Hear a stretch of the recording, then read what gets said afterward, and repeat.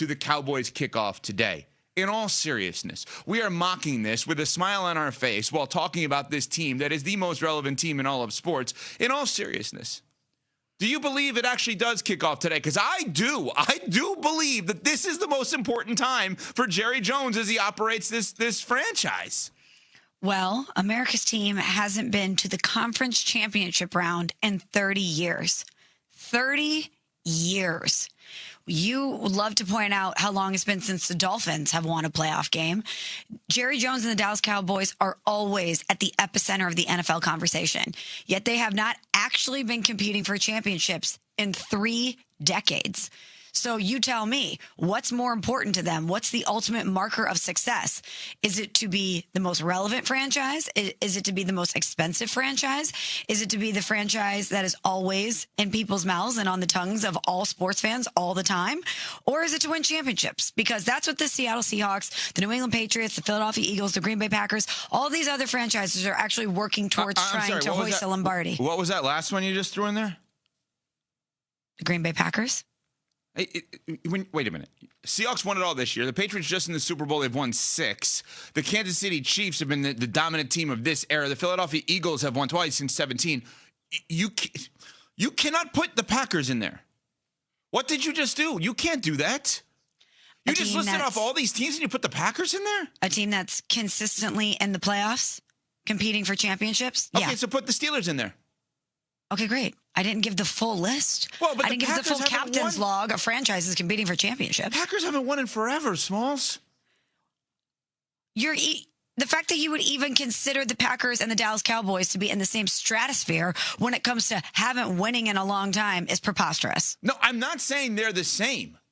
That's not what I'm saying. What I'm saying is when you're doing the last one with an active quarterback in the NFL. Okay, but Smalls, we're doing the mockumentary, so to speak, of the Dallas Cowboys, and we're mocking the fact that they are not these teams, and you actually named a team that is closer to them than the other teams you named. Yeah. Do you think the Green Bay Packers this upcoming season will have a chance to compete for a Super Bowl? From a talent perspective, not like semantics. Yes, everyone has a chance once it all kicks off. I understand. Maybe, not definitely. Probably not. Maybe not definitely. Yeah. Okay, let's rewind. Week 2, Lambeau Field, Packers, Commanders. Did you not walk out of week 2 salivating over that team, saying they have all the pieces in place to compete for and win a championship? They're the leaders in the clubhouse when we're talking about Super Bowl contenders. Damn right I did, and then the next 15 weeks happened. Yes, but a lot of injuries happened to the Green Bay Packers, but we think that they have the talent, the personnel in place, when healthy, to win. Can you say that about the Dallas Cowboys in any way, shape, or form? Maybe. I mean, I think I saw someone pick them. Did Foxworth pick them to go to the Super Bowl next year? I actually think he may have. Dominic Foxworth yesterday. Really? I thought I saw that. Maybe I'm wrong on that. But this is an interesting spin. And I mean, I appreciate the challenge. And obviously, Smalls always fighting me on everything. Here? We're talking about the Cowboys. Why are you trying to rag on the Packers? Well, because you brought them up. The last time the Dallas Cowboys were in the NFC Championship game was 1995.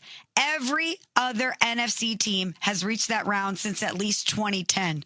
The Bears have the next longest drought. Shout out to the Bears. But come on.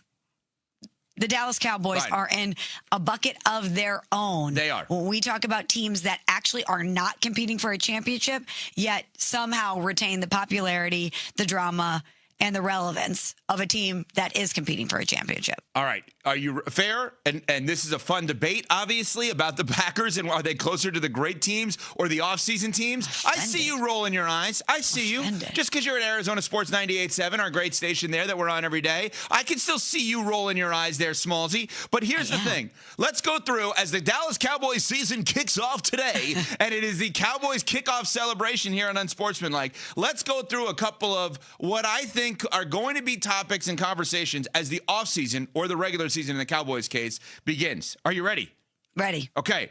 I think we're going to talk about whether or not Dak will ultimately want out of Dallas. $74 million cap hit this year, $68.3 next year. The dead cap hit is absurd this year, but next year he's making more money on the regular cap than he is the dead cap. So ultimately, even with the no trade clause, are we going to talk about a Dak Prescott Cowboys breakup? When is that going to happen? I could see that as a Cowboys in-season, which is off-season, conversation for everyone else. Are you in on that? That could potentially happen? The Dak future with the Cowboys conversation over the next few months? Yes, because what else would make more headlines than that? That's a good one. Your star quarterback and a potential breakup looming. If we're talking about the measure of success being us talking about them, that's the juiciest one. And maybe then Jerry does the cryptic, I don't know how much longer Dak will be here, like something like that, where Jerry adds to it. That could be very good. All right, next one. Brian Schottenheimer was 7-9-1 last year. You got Mike Tomlin sitting there.